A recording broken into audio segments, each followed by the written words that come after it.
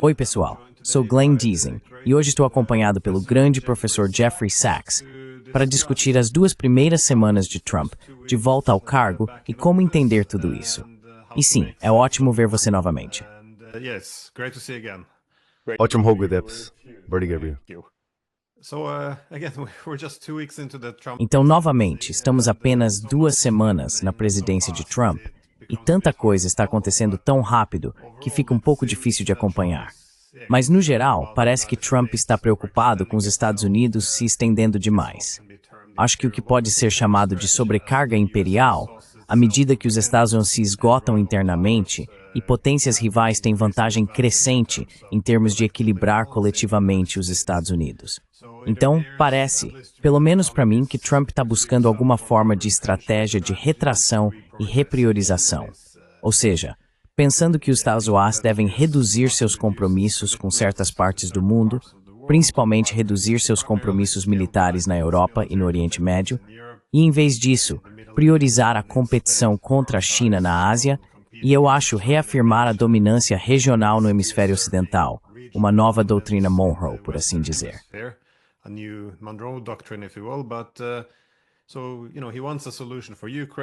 Então, você sabe, ele quer uma solução para a Ucrânia.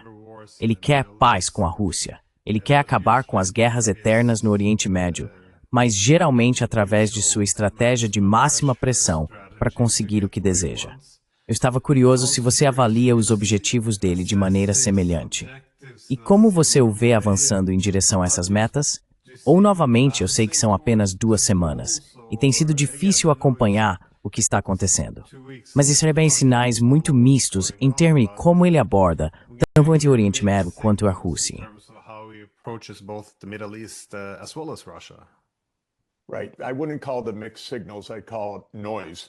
Certo. Eu não chamaria isso de sinais mistos. Eu chamo de ruído. Temos muito ruído e Trump domina o ciclo de notícias. Mas de manhã há tarifas e à noite não há tarifas. Há muito teatro envolvido nisso.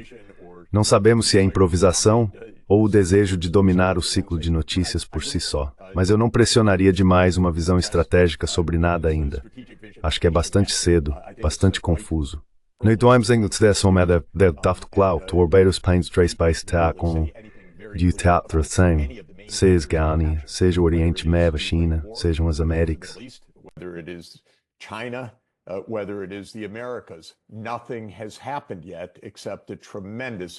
Nada aconteceu ainda, exceto uma quantidade tremenda de barulho e uma quantidade tremenda de confusão. E Trump fala muito. Líderes populistas fazem seu caminho com esse tipo de comunicação diária com seus seguidores. É uma tática política que funciona para populistas. Muita comunicação ao longo do dia, ao longo da noite, postagens, discussões, mas não resultam em nada claro, eu diria. Até agora, na minha opinião, há apenas uma discussão madura que tem a marca da continuidade e racionalidade do dia a dia. E esse é o nosso secretário de Estado, Marco Rubio, que deu entrevistas inteligentes e até discussões conceituais sobre um mundo multipolar.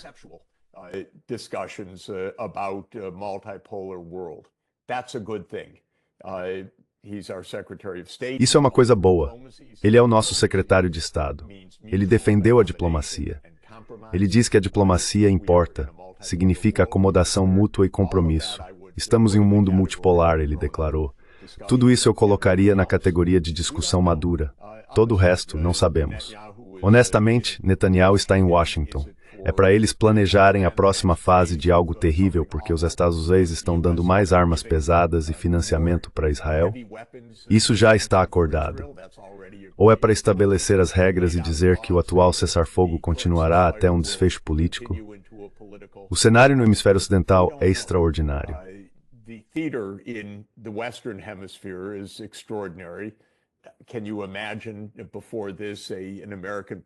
Você consegue imaginar antes disso, um presidente americano basicamente postando diariamente que o Canadá é o 5º do estado?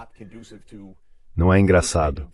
Não é propício a nenhum tipo de solução real para os problemas. É teatro, é Hollywood. É para passar o tempo. As pessoas gostam, mas na verdade não está resolvendo nada. Acho que Rubio fez uma coisa interessante. Sim, Ele conseguiu que os panamenhos saíssem da iniciativa do Cinturão e Rota. Isso é interessante. Basicamente, Trump está, como você disse, claramente reivindicando a hegemonia americana sobre as Américas como um todo. O que seria interessante é se ele pelo menos tivesse a capacidade mental e geopolítica de dizer, bem, se não queremos China e Rússia perto de nós, talvez eles não queiram os Estados Unidos perto deles. Se realmente atingisse esse nível de sofisticação, o mundo seria mais seguro.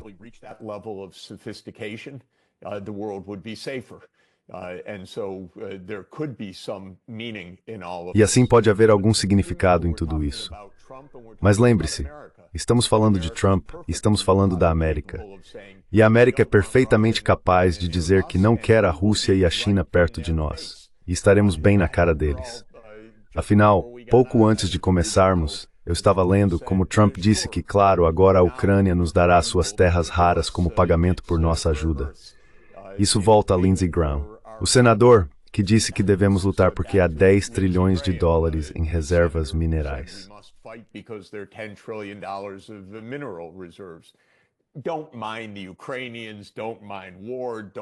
Não se importe com os ucranianos, não se importe com a guerra, não se importe com a vida e a morte.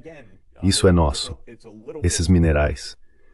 Isso é novamente um pouco desanimador que no século XXI tenhamos esse tipo de abordagem primitiva para a nossa vida diária e horária em um momento de tentativa de sobrevivência. Devemos lembrar que na semana passada, como pano de fundo para isso, o boletim dos cientistas atômicos moveu o relógio do juízo final um segundo mais perto do Armagedon, para 90 segundos para meia-noite. Isso é uma questão séria. Até agora, nada do que aconteceu diminuiu esses riscos.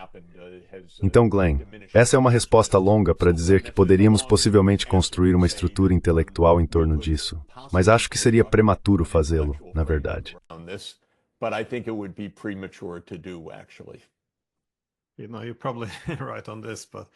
Você sabe, provavelmente você está certo sobre isso, mas achei interessante. Você mencionou a entrevista com Rubio, e isso foi extraordinário.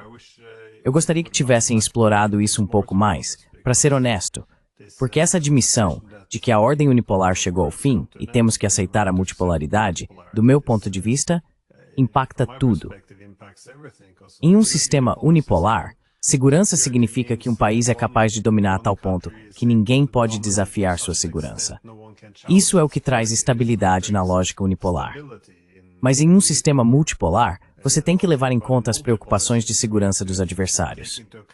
Agora, de repente, a diplomacia assume um significado totalmente novo. Isso desestabilizaria toda a ordem unipolar que os Estados Unidos tentaram construir desde o início dos anos 90.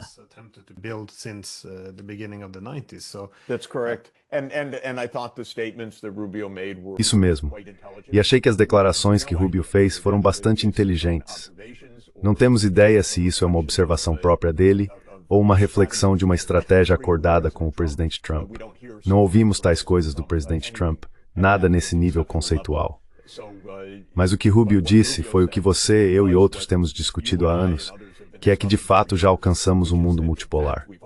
Biden, Sullivan e Blinken nunca reconheceram, mentiram ou aceitaram isso, pelo menos nesse nível político.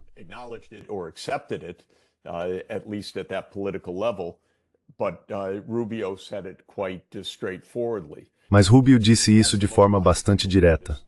Essa é a coisa mais positiva que aconteceu desde o início da administração. É bem possível que coisas boas aconteçam, que a guerra na Ucrânia pare, que o cessar-fogo seja imposto porque Trump não vai querer mais guerra, e que as batalhas com a China sejam deixadas para esse leve tit-for-tat no comércio. É possível, na verdade, que a paz surja dessa forma. Mas acho que ainda estamos nos primeiros de fazer qualquer afirmação nesse sentido.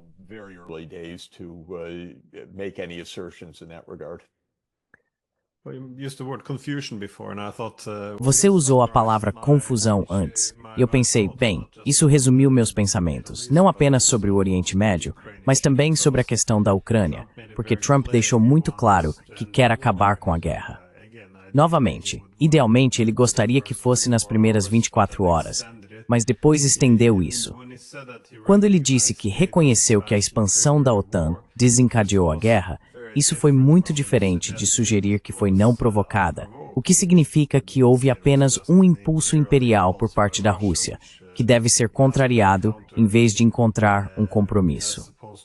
Então acho que os russos ficaram bastante ansiosos quando ouviram que parecia que ele estava preparado para levar em consideração suas preocupações de segurança e tomar isso como ponto de partida para encontrar uma solução. Mas então ele passou a ameaçar os russos com algumas sanções.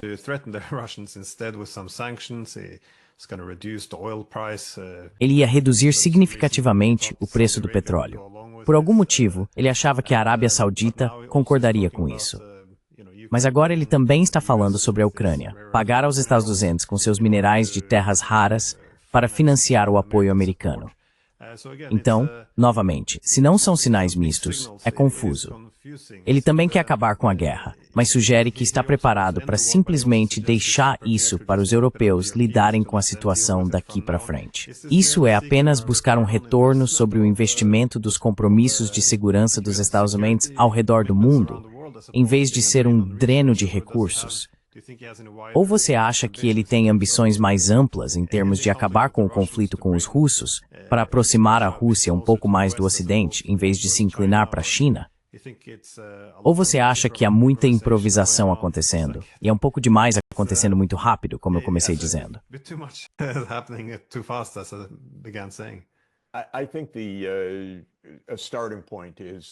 Acho que o ponto de partida é que há muitas vozes em Washington. Há muitas vozes no conglomerado do estabelecimento de segurança.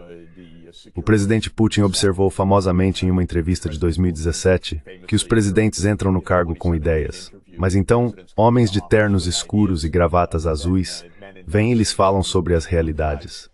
Sem dúvida, parte disso está acontecendo.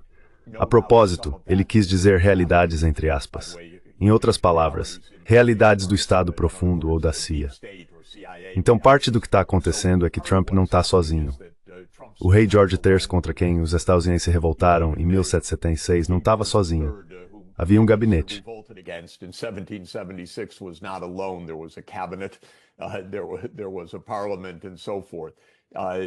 Parlamento e assim por diante. Então Trump não está sozinho nisso, embora ele domine completamente o ciclo de notícias. Talvez você possa dizer que ele compartilha isso com Elon Musk, mas são os dois em detrimento de quase todo mundo no mundo agora. Então uma coisa é que há muitas vozes em Washington. Há um segundo ponto, acredito, que é que Trump provavelmente ou exagera muito a mão que tem. Em outras palavras, se pode by gostar de ele muito morto do que ou ele é um grande artista de conversa fida e sabe que a mão é fraca, mas portanto aparece com bravatas especiais.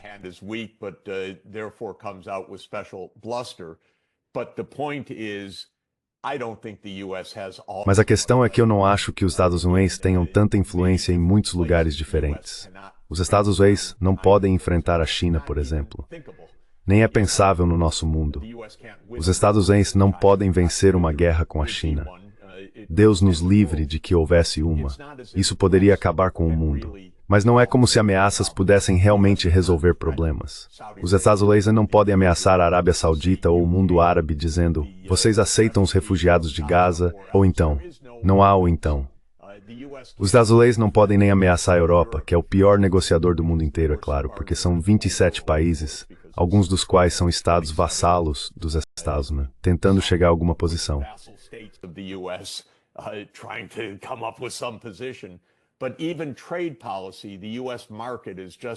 Mas mesmo na política comercial, o mercado dos Estados Unidos não é tão grande e dominante, nem o dólar é tão avassalador. Pelo contrário, os Estados Unidos dependem de financiamento do exterior, e Trump não pode simplesmente fazer ameaças a menos que todos se acovardem e sigam a linha. Então há muita bravata, há muita confusão.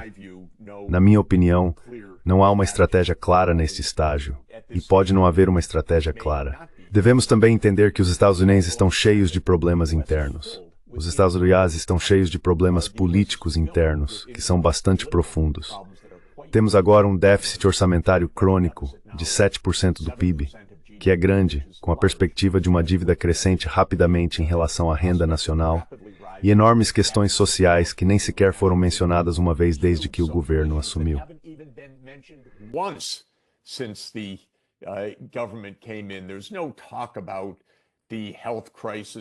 Não se fala sobre a crise de saúde, a crise social, a crise de pobreza, a crise de habitação, exceto para expulsar migrantes ilegais. Essa é a única parte dessa discussão. E eles querem gastar mais com o militarismo. Agora se fala em trilhões a mais para atualizar o chamado arsenal nuclear, além de um novo sistema de mísseis antibalísticos baseado no espaço, o Domo de Ferro, que custa centenas de bilhões de dólares em tecnologias completamente não comprovadas. Com cortes no orçamento, essa é a maior aspiração de Trump. Nós somos muitas contradições profundas, e eu não vejo elas desaparecerem. Agora, é possível que coisas boas aconteçam? Sim.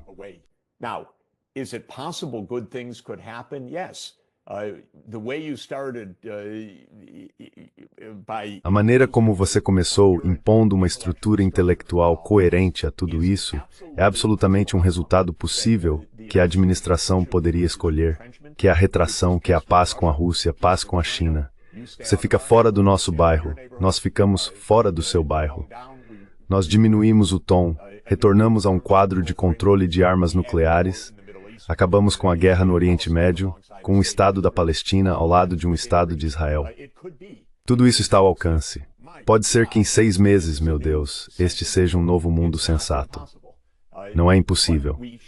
Mas não devemos dizer que essa é a estratégia ainda, porque não temos absolutamente nenhuma confiança de que essa é a estratégia e que de alguma forma é a estratégia que poderia ser imposta por Trump e sua equipe, mesmo que eles queiram, porque eles não estão sozinhos em Washington.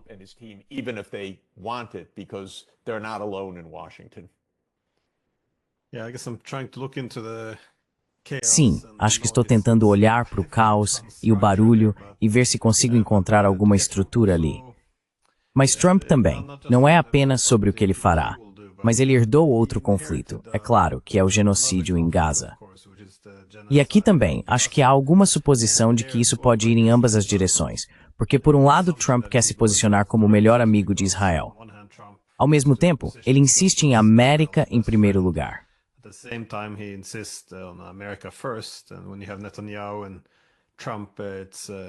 E quando você tem Netanyahu e Trump, não tenho certeza se eles encontrarão um ponto em comum ou se a sala pode acomodar ambos os egos. Mas, novamente, por um lado, ele queria um cessar-fogo, mas no dia seguinte está fornecendo bombas de 2.000 libras e sugerindo que podemos reassentar os palestinos no Egito e na Jordânia.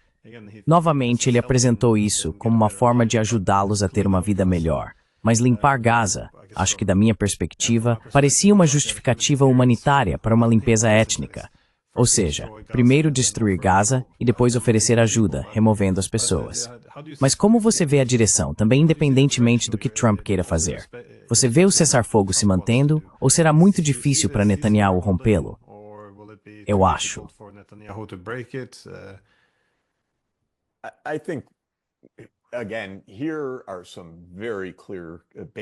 Novamente, aqui estão alguns pontos básicos muito claros. Netanyahu não quer um cessar-fogo. Netanyahu não quer uma solução política com a Palestina. Netanyahu quer, por seus próprios propósitos ideológicos e sua sobrevivência política, a sobrevivência de sua coalizão, o que é chamado de Grande Israel, o que significa que Israel controla todo o território da Palestina mandatária, ou seja, a Palestina da Era Britânica, significando do Rio Jordão ao Mediterrâneo, tanto que são as fronteiras de Israel que antes que é Jerusalém Oriental, a Cisjordânia e Gaza. Então é isso que Netanyahu quer. E ele quer isso desde que se tornou primeiro-ministro pela primeira vez em 1996. E nada mudou. E não há terreno comum nisso, Neil.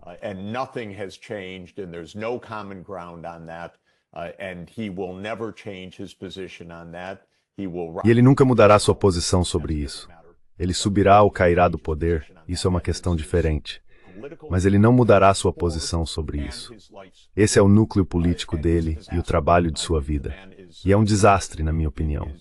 O homem está absolutamente sob um mandado de prisão pelo Tribunal Penal Internacional por crimes contra a humanidade e crimes de guerra para perpetrar sua visão política, que é a Grande Israel. Os Estados Unidos têm tido a escolha por décadas de acompanhar isso e lutar as guerras de Israel ou de dizer que é necessário haver paz e uma solução de 2 estados. Até hoje, os Estados Unidos sempre ficaram do lado de Israel. Este é o chamado poder do lobby de Israel. This is the so-called Israel lobby power. It's dominating in Washington. Está dominando em Washington. A questão é se Trump faz parte disso ou não. Se você tivesse que apostar, diria que sim. Se você pensar do ponto de vista dos interesses dos Estados Unidos e dos interesses de Trump, diria que não. Biden perdeu poder. Provavelmente toda a administração perdeu a reeleição em grande parte por causa de sua fraqueza em política externa e em grande parte por entregar a política do Oriente Médio ao lobby de Israel. Isso custou caro aos democratas nos estados decisivos e na atitude geral de que o governo dos Estados Unidos não estava no controle. Trump tem uma escolha como presidente. O trabalho de um presidente é liderar, mas não houve liderança.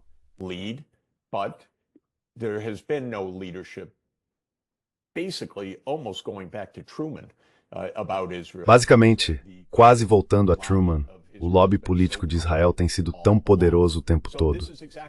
Então é exatamente isso que está em jogo esta semana. Estou esperando para ver em vez de prever, porque se você fosse prever, diria que o lobby de Israel continuaria. E se você esperasse pela paz, diria que Trump imporia a lei e diria a Netanyahu, não me importo com o que está acontecendo com você. Me importo que esta guerra não comece novamente. E é isso. E o mandaria embora. Isso é o que um presidente faria. Não tivemos um assim por muitos presidentes. Então é isso que está em jogo essa semana.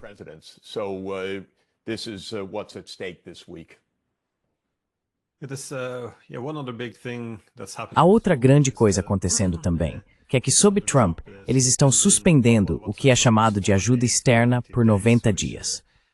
Isso afeta instituições como a USAID, mas também outras ONGs, que muitas vezes são criticadas por serem são chamadas de organizações não governamentais, mas são financiadas pelo governo dos Estados Unidos. Muitas vezes são compostas por pessoas intimamente alinhadas com a comunidade de inteligência. Às vezes, é a própria comunidade de inteligência, e frequentemente a maneira como interpretam os direitos humanos tende a sempre se alinhar com interesses geopolíticos. Agora, ao desfinanciar isso, já houve enormes consequências. Ouvimos da Ucrânia, por exemplo, todo esse caos. Muitas vezes, 80 a 90% são financiados por essas chamadas ONGs dos Estados Unidos. E até na Hungria, a mídia de oposição, que tenta minar Orbán, também perdeu muito de seu financiamento.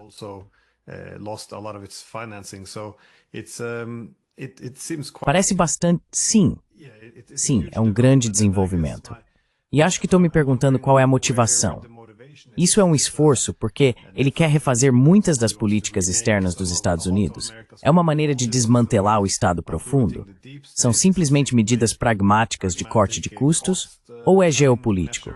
Porque apenas no mês passado essas ONGs tiveram, você sabe, o ex-primeiro-ministro e o atual primeiro-ministro da Geórgia alertaram que os Estados Unidos estavam tentando derrubar o governo lá com ONGs para transformá-los em uma segunda linha de frente.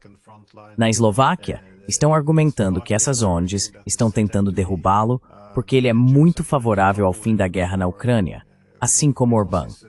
Então isso é um interesse geopolítico de Trump? Ele está cortando custos? Está desmantelando o Estado profundo? Como você está interpretando tudo isso?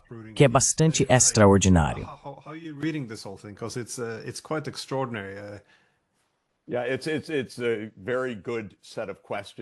Sim, é um conjunto muito bom de perguntas.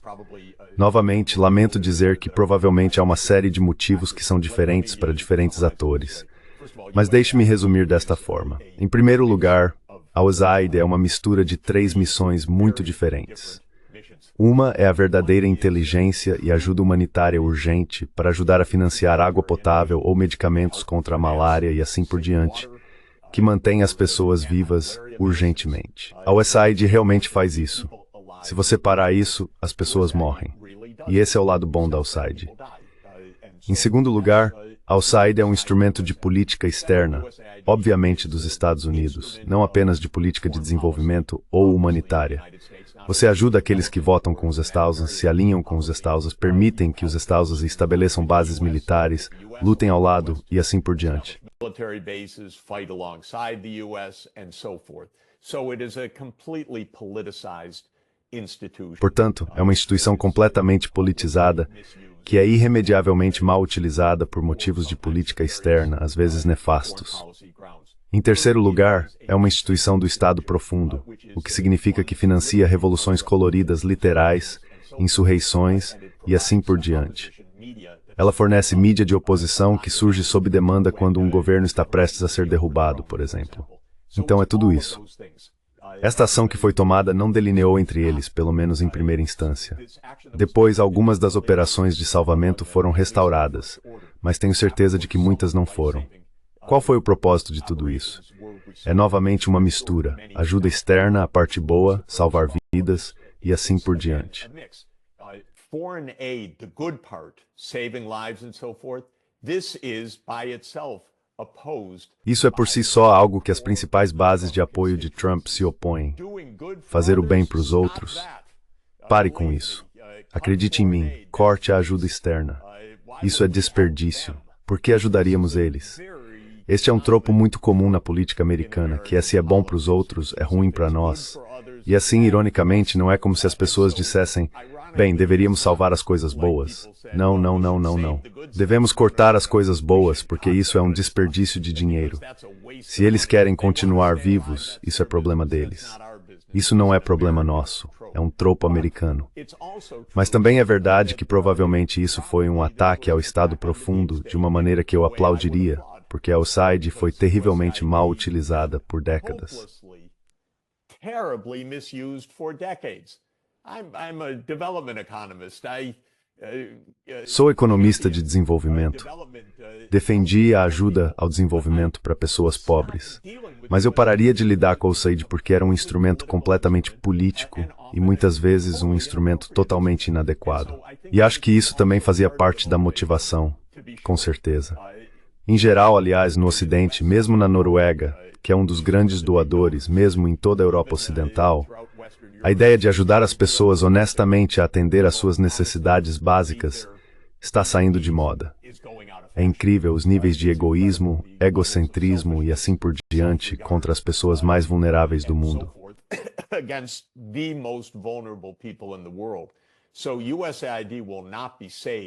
Então, a USAID não será salva por uma onda de apoio de que devemos ajudar pessoas vulneráveis.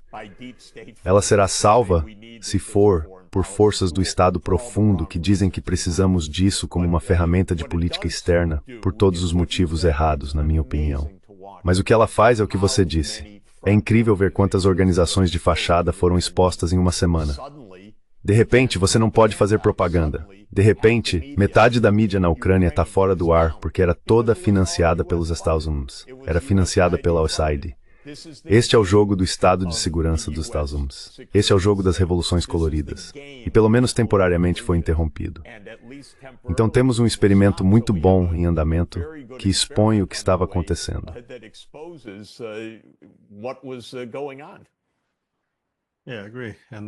Sim, eu concordo. E acabei de ver Bill Kristol. Ele tweetou ontem, sabe, eu prefiro ficar com o Estado profundo do que com o Estado Trump. É notável que eles possam dizer isso em voz alta.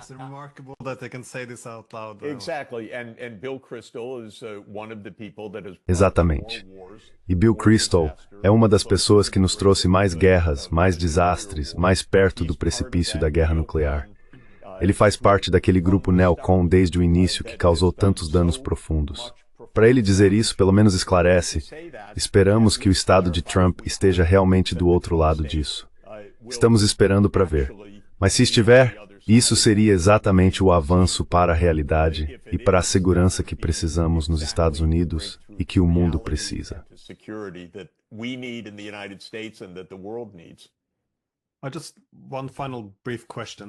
Só uma última pergunta breve.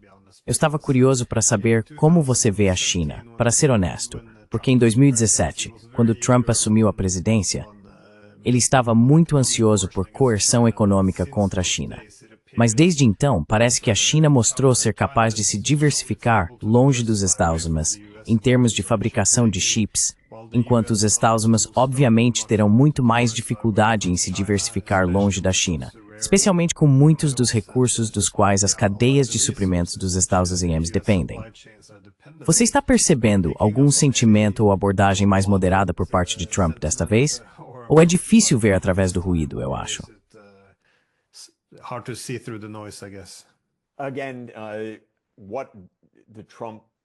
Novamente, o que o grupo de Trump decidirá é uma questão. Mas a coisa mais importante que aconteceu, não por Trump, mas nas últimas semanas em geopolítica, foi o DeepSeek, a demonstração chinesa de que todo o seu alarde e seus centenas de bilhões de dólares em chips caros são bons e válidos, mas podemos replicar o que você está fazendo. E há maneiras mais baratas de fazer tudo isso. E não se preocupe, estamos aqui. Essa foi a verdadeira mensagem do DeepSeek. E a verdade é que essa é uma longa história.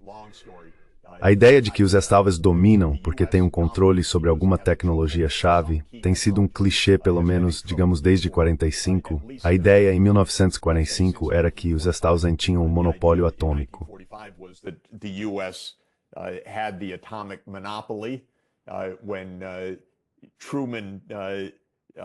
Quando Truman refletiu sobre quanto tempo esse monopólio duraria, ele disse para sempre.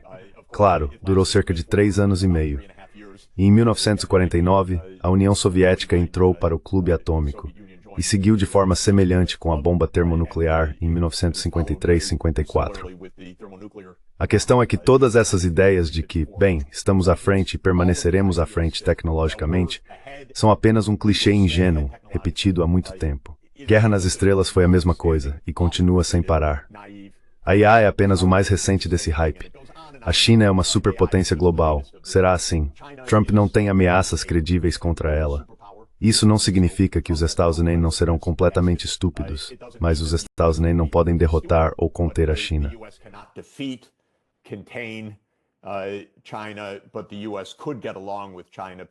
Mas os Estados Unidos poderiam se dar bem com a China pacificamente se a observação de Marco Rubio for sabiamente considerada de que estamos realmente num mundo multipolar. Porque a implicação disso é que você não entra em guerra com a outra parte porque eles não podem derrotá-lo, e você não pode derrotá-los. A única coisa que ambos os lados poderiam fazer é explodir o mundo inteiro. E assim, vocês se mantêm afastados um do outro. E novamente, quero voltar à ideia mais básica. Bem, é a regra de ouro. É uma ideia de vários milhares de anos no pensamento global, em todas as principais tradições éticas do mundo. Você faz aos outros o que gostaria que fizessem a você.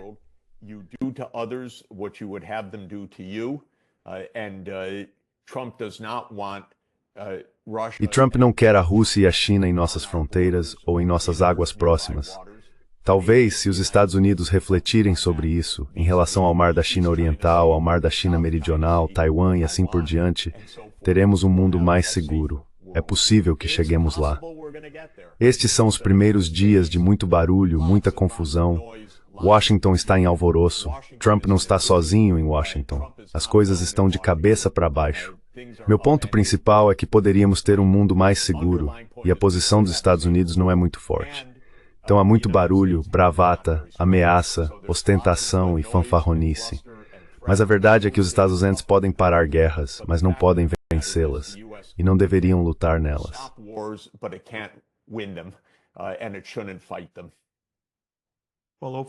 Bem, com sorte, voltaremos à noção de que a segurança deriva da mitigação da competição de segurança, não da derrota dos seus adversários. É isso, exatamente isso. De qualquer forma, professor Sachs, muito obrigado pelo seu tempo e por compartilhar suas percepções. É ótimo estar com você e vamos manter contato enquanto acompanhamos esses desdobramentos. Ótimo. Muito obrigado.